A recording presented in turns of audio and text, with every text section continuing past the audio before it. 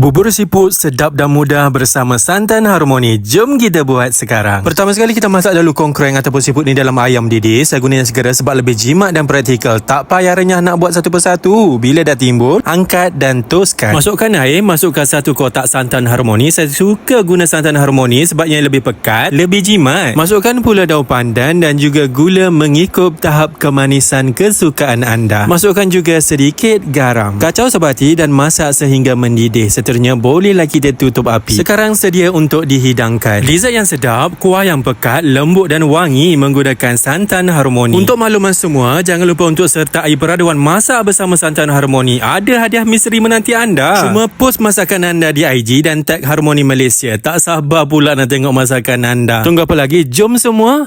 Saya makan dahulu, okey? Memang sedap betul. Rasa kenyal kongkreng bersama kuah santan harmoni memang terbaik.